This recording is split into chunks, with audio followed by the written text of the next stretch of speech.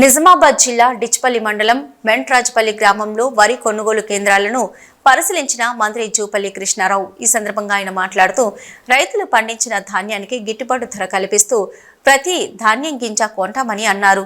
రైతుల పక్షపాతిగా కాంగ్రెస్ పార్టీ వెన్నంటే ఉంటుందని అన్నారు. దళార్ల మోసానికి గురి కావద్దని, ధాన్యం కొనుగోలు కేంద్రం వద్ద రైతులకు నేరుగా ఖాతాలోకి జమ చేయాలని ఐడీసీఎంఎస్, డీసీఎంఎస్ ప్రాథమిక సహకార సంఘాలు, ఐకేపీ సంఘాల వారికి సూచించారు. అదనంగా 500 రూపాయల బోనసు రైతులకు నేరుగా అందించాలని కోరారు. ధాన్యం కొనుగోలు కేంద్రాలకు తెచ్చిన రైతుల ఖాతాలోకి ధాన్యం డబ్బును వెంటనే జమ చేసి ఇబ్బందులు లేకుండా చూడాలన్నారు. తెలంగాణ ప్రభుత్వంలో కేసీఆర్ ముఖ్యమంత్రిగా ఉండి 10 సంవత్సరాలు 8 లక్షల కోట్ల అప్పు చేశారని అన్నారు.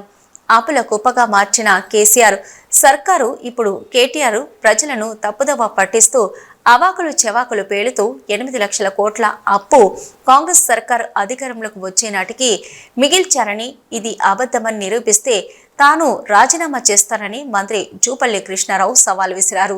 ఈ కార్యక్రమంలో Nizamabad rural MLA doctor Bhupath Reddy, Bodhan MLA Sudarshan Reddy, తహరీబిన్ Ahmed, Nagesh Reddy, అధికారులు, కలెక్టర్, డిచ్పల్లి మండల కాంగ్రెస్ పార్టీ అధ్యక్షుడు అమృతరావు, గంగాధర్, జిల్లా కాంగ్రెస్ నాయకులు మునిపల్లి సాయిరెడ్డి, దర్పల్లి కాంగ్రెస్ అధ్యక్షులు బాలరాజ్, కాంగ్రెస్ పార్టీ అధికార ప్రతినిధి చెలిమిల నర్సయ్య, రూరల్ బ్లాక్ కాంగ్రెస్ అధ్యక్షుడు పోలసాని శ్రీనివాస్, ధర్మగౌడ్, సాంసన్ తదితరులు పాల్గొన్నారు.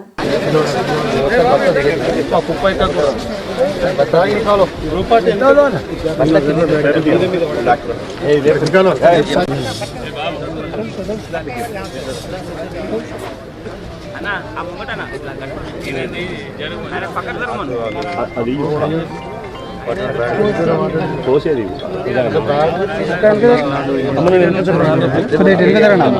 వెనక జరిగితే మీరు కూడా వస్తారు టీవీలో. 600 బస్తా 600 గ్రాములు 900 గ్రాములు ఇస్తాం. 1 కేజీ ఇస్తాం. బాబు వెనకకి రా బాబు. హలో, నువ్వు కొద్దిగా వెనకకి రా కదా, మొత్తం మీదికి ఎందుకు పోతున్నావు?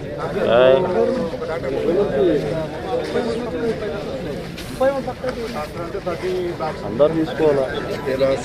సేపు తీసుకోవాలి.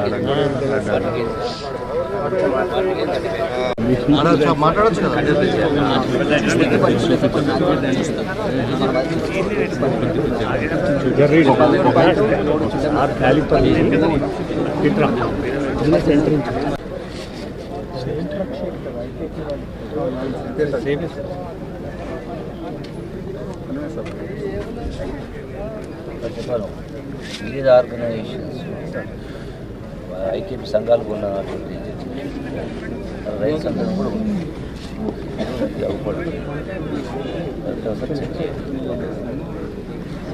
సరే. రెండవది ఏంటంటే డైరెక్టర్ గారు వాళ్ళు అసైన్మెంట్ ఇచ్చి వాళ్ళకు ఒకరోజు ట్రైనింగ్ ఇచ్చి వాళ్ళను ప్రతి సెంటర్ ఒకరి బాధలో పెట్టండి.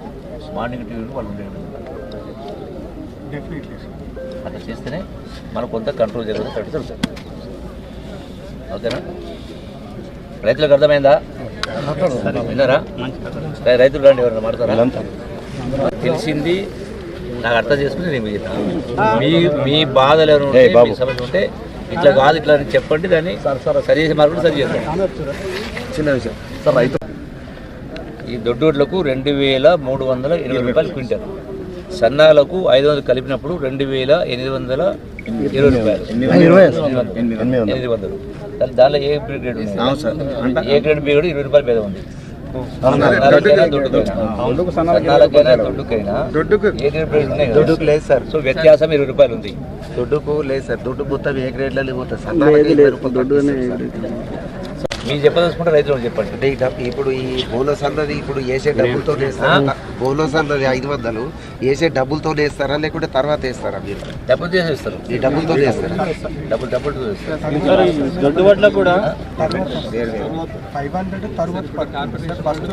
ఇప్పుడైతే పడ్డోళ్ళకి వల్లే సార్, కొంతమందికి డబ్బులు పడ్డాయి. 500 అయితే వాళ్ళే. ఒక విషయం, మీకు ఒకసారి రసీదు సన్నాలకు 2800 ప్రకారం ఎంత వస్తుందో మీరు లెక్క తెలుస్తుంది. మీ డబ్బులు మీకు వస్తాయి. 2 రోజులు అటు మీకు డబ్బులు వస్తాయి. దీనిలో తగ్గించే సమస్య లేదు. ఓకే, ఆల్రెడీ ఆర్డర్స్ ఇష్యూ అయినాయి. అదే ప్రకారం అధికారులకు వచ్చింది, అదే ప్రకారం ఇస్తారు. అదిగా సార్ 23 10,000 కోట్లు వస్తాయి. అంటే అక్షయ పాద అంత పెద్ద రాష్ట్రానికి ఆదాయం వచ్చేటువంటి రింగు రోడ్డును 30 సంవత్సరాలకు 7,000 కోట్ల రూపాయలకు అమ్మి రైతు భరోసా ఇచ్చింది. నిజమా అబద్ధమా ఇది? నీకు కాదంటే నా మంత్రి పదవి మళ్ళీ ఇప్పుడే రాజీనామా చేస్తా, లెక్కలు చూపిస్తా. ఒకటి, ఎందుకు మరి 8 లక్షల కోట్ల రూపాయలు అప్పు చేసి కూడా ఆఖరి రైతు భరోసా ఇవ్వడానికి రింగ్ రోడ్డే మీరు. మరి ఇవాళ ఏమమ్మాలి? ఏది అమ్మకుండానే రైతు భరోసా అది కూడా ఎందుకు ఆలస్యమవుతా ఉంది? రైతు భరోసా కొంత గత ప్రభుత్వము 25,000 కోట్ల రూపాయలు గుట్టలకు గట్లకు కోటీశ్వరులకు ఇచ్చారు. ఎవరి సొత్తు? అత్త సొమ్ము వాళ్ళు దానం చేసినట్టుగా ప్రజల సొత్తును దారాదత్తం చేసలేరా? అంటే మనం కూడా అట్లే పోకూడదామా? పేద బీద ఎస్సీ బీసీ మైనారిటీ పేదలకు రైతులకు చిన్న రైతులకు సన్నకారు రైతులకు ఉపయోగపడాలి కదా. మరి వాళ్ళు అవి చేసినందుకే ఆలస్యం అవుతుంది కదా. అరే మళ్ళీ మొగుడు అంటే మొగుడు కొట్టారు.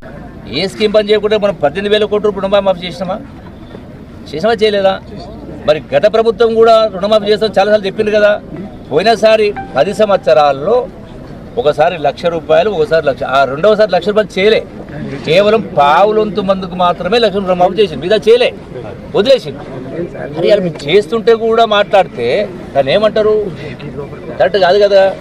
ఏ స్కీమ్ పని చేయకుండా ఇస్తూ అదనంగా ఇస్తూ కొత్త స్కీములు తెచ్చి ఆరుగాడు చెప్పి బస్సులు, ఉచిత బస్సు, ₹200 అదేది 200 కరెంటు, ₹500 గ్యాస్ సిలిండరు, ఇవాళ మళ్ళీ రేపో మాపో 20,000 కోట్ల రూపాయలతోటి ఇందిరమ్మ ఇళ్ళు మంజూరు ఇస్తున్నారు. మరి మీ నియోజకవర్గానికి కూడా మన ఎమ్మెల్యే భూపేశ్వర్ గారి నియోజకవర్గం కూడా 3,500 ఇండ్లు మంజూరు అయినాయి. మరి 3,500 ఇంటూ 5 లక్షల రూపాయలు అంటే దగ్గర 150 కోట్ల రూపాయలు పేదవాళ్ళ ఇళ్ళ కోసం కదా. ఏ స్కీమ్ బంద్ పెట్టలే కదా. రైతు భరోసా బంద్ పెట్టలే, రుణమాఫీ బంద్ పెట్టలే, పెన్షన్ బంద్ పెట్టలే, ఏవి బంద్ పెట్టలే. మళ్ళీ ఇవి కాకుండా ఇంకో పాయింట్ కూడా వినాలా. మాత్రాన ప్రజలకు తెలివి లేదనుకుంటే కొందరు నాయకులు వాళ్ళ పొరపాటు. 8 లక్షల తెలంగాణ రాష్ట్రం వచ్చినటువంటి 2వ తారీఖు జూన్ 2014లో ఈ రాష్ట్ర అప్పు 75 సంవత్సరాలు కాంగ్రెసు తెలుగుదేశం పరిపాలన చేసి ఈ రాష్ట్రం అప్పు 60,000 కోట్లు ఉండే. 10 సంవత్సరాలు కేసీఆర్ పరిపాలనలో 8 లక్షల కోట్ల రూపాయల అప్పు. ఎవడైనా కాదంటాడా? హరీష్ రావు అయినా కేటీఆర్ కేసీఆర్ అంటారా? ముందుకు రమ్మని చెప్పు, నేను రాజీనామా చేసుకోవాలి రాదు, నేను చెప్పి అబద్ధం అయితే రాజీనామా చేయమని చెప్పండి. గోరిందుగానే అడగోలే మాట్లాడుతూ ఉంటే వాళ్ళ బాకా ఊదే పత్రికలు నేను చెప్పని పొద్దున వస్తూ చూస్తే నమస్తే తెలంగాణ చదువుకుంటూ చూస్తే మొత్తం పెద్ద పెద్ద అక్షరాలతో రాశారు. అదే నిజం అనుకుంటే ఎట్లా? వడ్డీ మీ దగ్గర ఎక్స్ట్రా కట్టినాం. ఇది కూడా వాస్తవంగా ప్రజలు తెలియాలి కదా. ఇలా ఎందుకు చెప్తున్నారు? రైతులకు సంబంధించి ఇక్కడే కొనుగోలు చేయాలి, ఇక్కడే రిసిట్ ఇవ్వాలి, దాని ప్రకారం రైతుల కాలం డబ్బులు పడుతుంది. అంటే మిల్లర్ల దయాదాక్షిణ్యాల పైన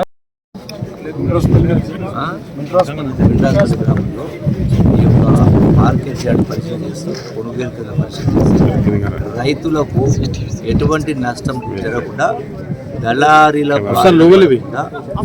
అట్లాగే రైతులకు 5%, 10% గత ప్రభుత్వంలో కోతలు పెట్టి తేమశాతం కొని రైతులు దోపిడీ చేసిండ్రు. అవి జరగకుండా రైతు దగ్గరకు వచ్చి పనిచేసి వాళ్ళు తీసుకొని జాగ్రత్తలను గురించి ఒకరికి స్పష్టంగా చెప్పగలిగింది. ఇక్కడ రైతులు కొనుగోలు చేసిన తర్వాత ఒడ్లు కొనుగోలు అయిన తర్వాత తుకాలు అయిన తర్వాత వాళ్ళు రసీదు ఇస్తాను, రసీదులో ఎన్ని బస్తాలు, ఎన్ని కిలోలు, ఎంత మోటార్ అని చూస్తూ అట్లాగే బోనస్ కూడా 500 రూపాయలు కలిపి రసీదు ఇచ్చేటువంటి ఏర్పాటు చేస్తాను. సో ఇక్కడ కొన్న తర్వాత వాళ్ళకి ఆ రసీదు ఇచ్చిన తర్వాత డైరెక్ట్గా లోడ్, ఈ రసీదు పుట్టిన తర్వాతనే ఈ బస్తాలు లోడ్ ఎత్తాలి. మళ్ళీ రైతులు మిల్లర్ల దగ్గరికి పోయి పడిగాపులు కావాల్సిన అవసరం ఉంటుందనే జిల్లా కలెక్టర్ను, సంబంధించిన సివిల్ సప్లై శాఖ అధికారులు రెవెన్యూ పిలిచి మా గౌరవ శాసనసభ్యులు రెడ్డి గారు, అంటే శాసనసభ్యులు భూపతి గారు అందరి సమక్షంలో ఇక్కడ మార్కెట్ కమిటీ అధికారులు కావచ్చు, మార్కెట్ అధ్యక్షులు కావచ్చు, అందరి సమక్షంలో రైతులకు అన్ని అధికారులు కూడా ఆదేశిస్తూ రైతులకు జాగ్రత్త చెప్పి వాళ్ళు ₹1 నష్టపోకుండా ప్రయత్నం చేస్తా ఉన్నాం. ఇవన్నీ కూడా సక్రమంగా జరుగుతున్నాయి. ప్రతిపక్ష నాయకులు కేవలం అల్లరి చేయాలనే ఆలోచనతోటి రాజకీయ లబ్ధి కోసం కుట్రల భాగంగా చేస్తున్నటువంటి తప్ప అది ప్రజలు నమ్మే పరిస్థితి లేదు. Thank you.